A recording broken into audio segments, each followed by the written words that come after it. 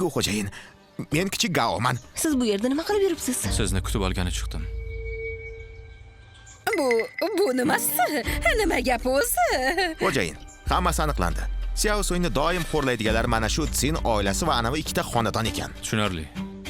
Quloq soling. Xiaotai qishlog'ini rivojlantirish bo'yicha Gao oilasi, Tsin oilasi va Ba xolani uylaridan tashqari hamma uylar buziladi va yuqori narxda tovon puli to'lanadi. Bu uchta oilaning uyi buzilmaydi. Voy, nimaga endi? Voy, bo'lishi mumkin emas. Oydat! Bunday qilish mumkin emas. Axir Xiaosuy meni nabiram-ku. Qanaqasiga? Xo'jayin, men Xiaosuyning xolasi bo'laman. Ha? Buzish brigadasiga ayting. Ularning uyi oldidagi yo'lni ham buzib tashlashsin. Xo'p. Nima? Unda men qanday yashayman? Voy, bunday qilib bo'lmaydi-ku.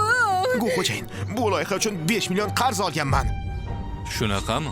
Xiao Suy menga yordam ber, iltimos qilaman. Axir o'quv markaziga yo'llanmani ham senga men bergandim-ku. Mayli. Qurilish maydoniga g'isht tashuvchi kerak. Yaxshilab ishlab qarzingni uzasin. Voy, tamom bo'ldi.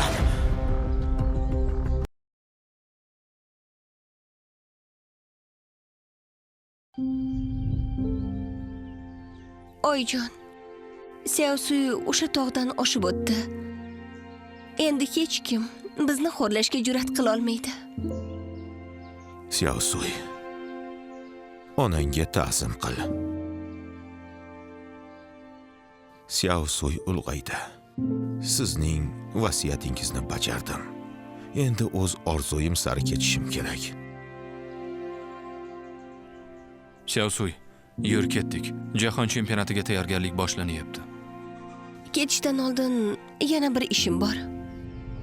Xiaosuy, meni kechir. Bolam uchun ajrashib keta olmayman.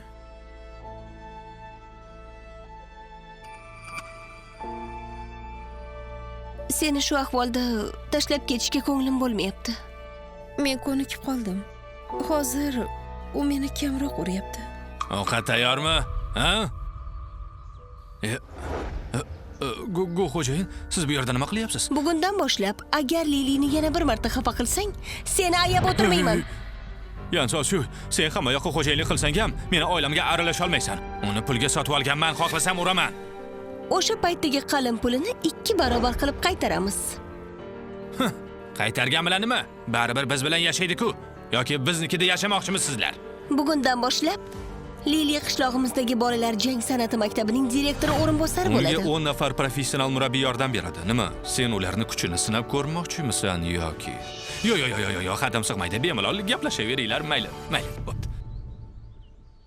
Xiaosuy, men albatta borib senga muxlislik qilaman. Jahon chempioni bo'lishini o'z ko'zim bilan ko'raman. Lili, mana buni ol. Jang san'ati maktabi bugundan boshlab senga omonat.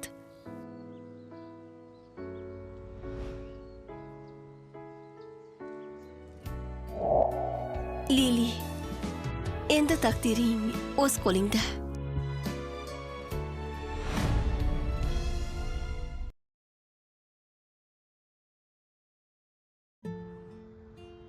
Yarim soatdan beri tozalayapsiz.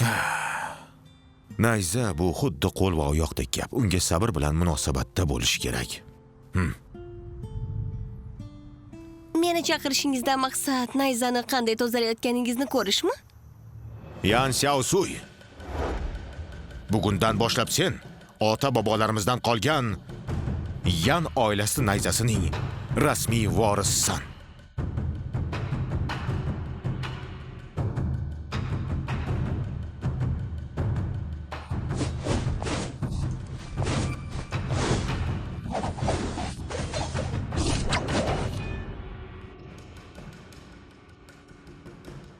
Chopar nayza usulini yaxshilab ko'rib ol.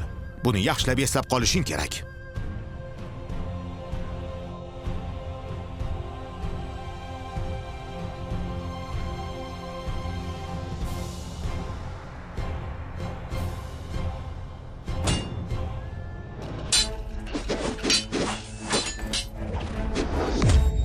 Foydasiz narsa.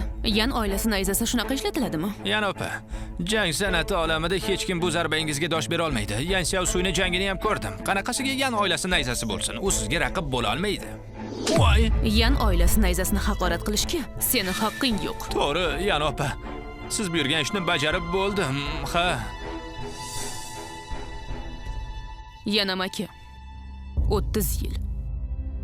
Otamning qasosini oladigan vaqt keldi. Yangi uslub. Bu safar Li oilasi albatta g'alaba qozonadi.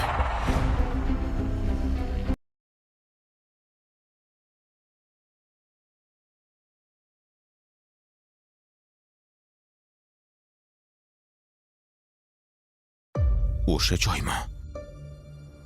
Qariyali 30 yil bo'ldi. Keladigan narsadan qochib qutulib bo'lmaydi. Yang Wen Li. Li Jin Yan.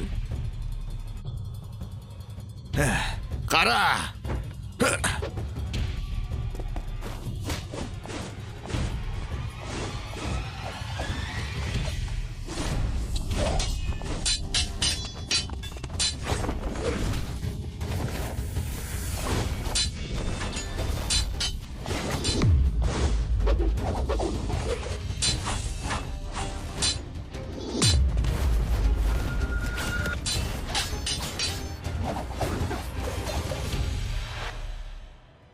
Birodar.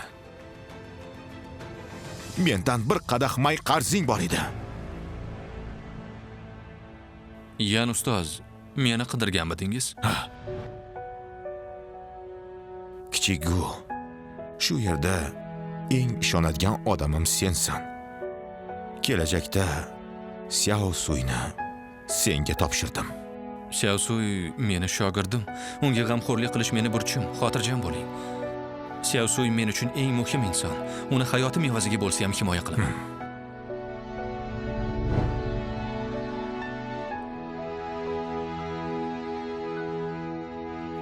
Yan komandir. Kichik Huang, 30 yil o'tdi. Nega hali ham qo'yib yubora olmaysan? Men Xiao Suyga yo'llanmani bermaganimning sababi shu kun kelishini xohlamaganim uchun edi. bu mening tanlovim. Bu mening taqdirim. Axir bu o'z joniga qasd qilish-ku.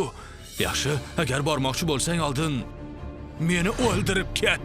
Shuncha yil direktor bo'lib ham qiziqqonliging qolmabdi-ya. Unday bo'lsa, avval seni yengishimga to'g'ri keladi.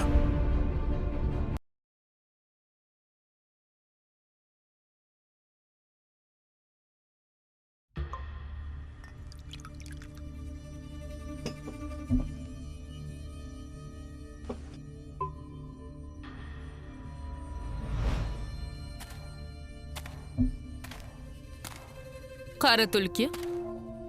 Nihoyat keldingmi? 30 yil. Hali ham tobutda chirmabsan. Fe'l-atvoring xuddi otangnikidek. O'chir ovozingni. Uni tilga olishga haqqing yo'q. Otam seni o'z birodaridek ko'rardi. Sen-chi? Sen uni joniga qasd qilding. O'sha paytdagi voqeani tushuntirib bera olaman. Ko'p gapirma. Kung-fu usulida gaplashamiz. Meni bir iltimosim bor. Safsadani yig'ishtir. Meni yengin, keyin gaplashamiz.